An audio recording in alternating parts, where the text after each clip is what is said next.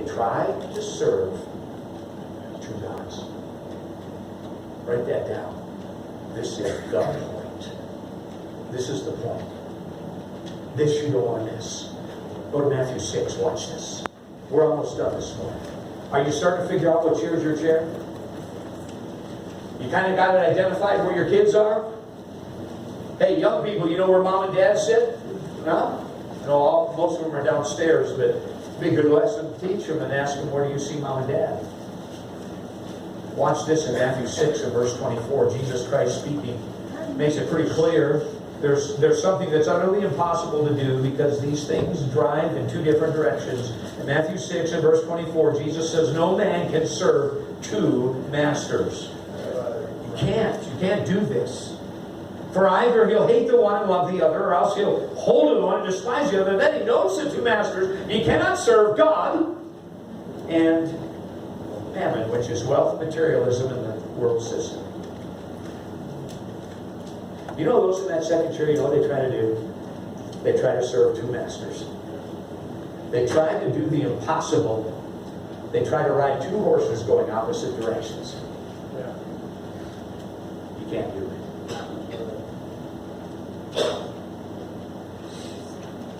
Their focus is outward. Write that down. Number one. And they are most concerned about, this will sound funny, others. You say, really? No, not in a good way, but in a bad way. They're more concerned about what others think about them than what God knows about them. There are some in here this morning, you know what? God knows more about your private life than I do, but you're more concerned about what I think about you right now than what God already knows about you. You would be, if I said, you know what, I think you lie. Oh, you would just get so angry. No, I don't tell lies. It's so seriously. And yet you do far worse. I mean, you're more concerned about what I think about you or your preacher thinks about you or what others think about you than what God actually knows about you. Your focus is outward. You're worried about this world that doesn't accept me. Do they accept how I dress? No, it should be. Does God happy with how I dress?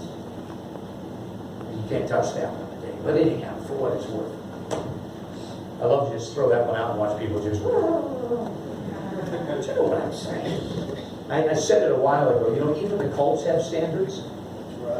They make sure you're wearing something when you come in. You know, I mean, stop. And it's not for the evangelist to mess with, it's for the pastor. And for the parents. That's the I recognize.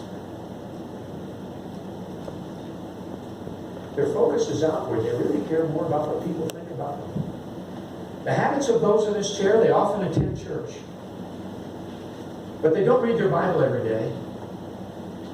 They rarely pray.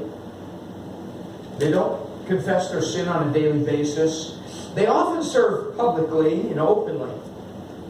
But they lead different lives privately. They do not see answered prayer. They do not have abiding peace. The next event that comes that was unexpected blows them away, squeezes their sponge, and everything falls apart. And they become, whoa, transformers. What happened to you? It's like the moon comes out, wow, works of the flesh. Anger, wrath. And they don't have victory over sin consistently. They peck at it, but they really don't get victory over it. Their spiritual temperature is what? Say it. Lukewarm, write it down. They're not hot, they're not cold, they're just kind of in the middle. This is pretty important. This chair, this middle chair here, this produces most of the third chair people today. Say, how are we living such ungodly lives? Well, it must be because of the ungodly. Nope. must be because of the godly. No, we know that's not true. No, it's because of this lukewarm chair. This one produces the majority of godless children and grandchildren today. Why? Why would that be? Why would that second chair be the chair that produces the godless ones?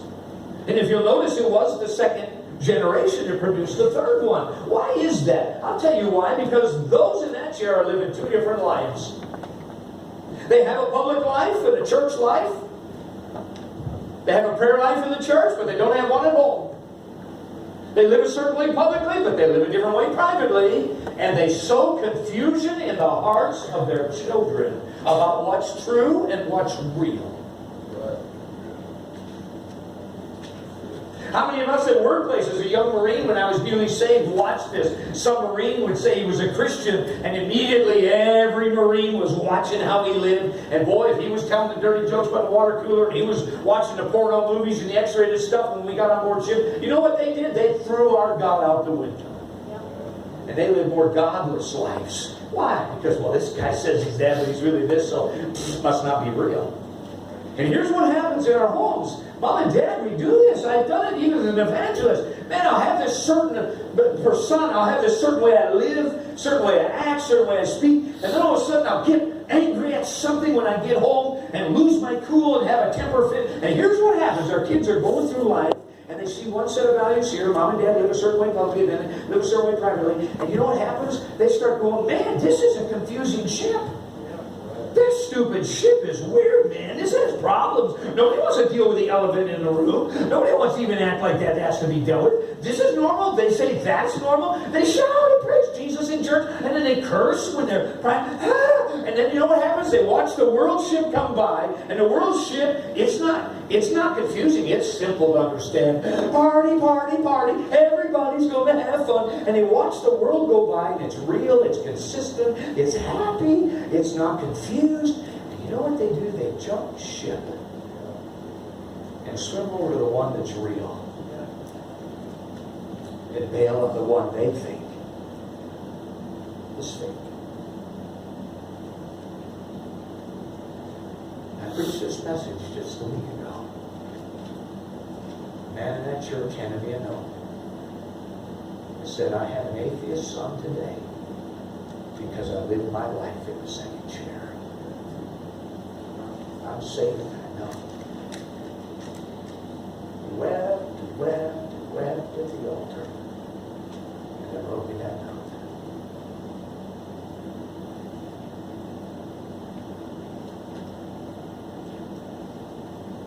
You say, what chair are you in, Brother Dave? This message is no good unless I tell you.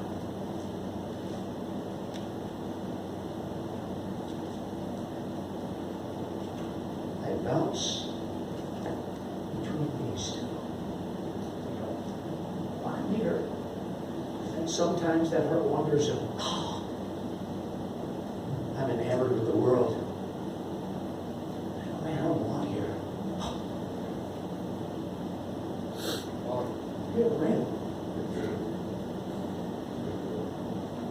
Maybe why I throw the song, prone to wander, Lord, I feel it, prone to leave the God I love. It's a battle.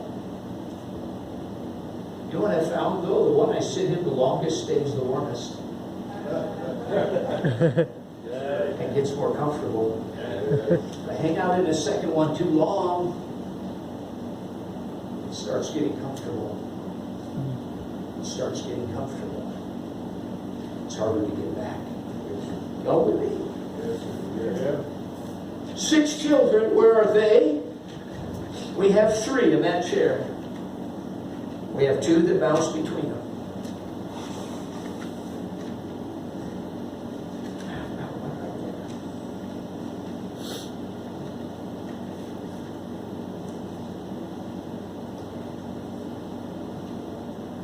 Not a perfect dad.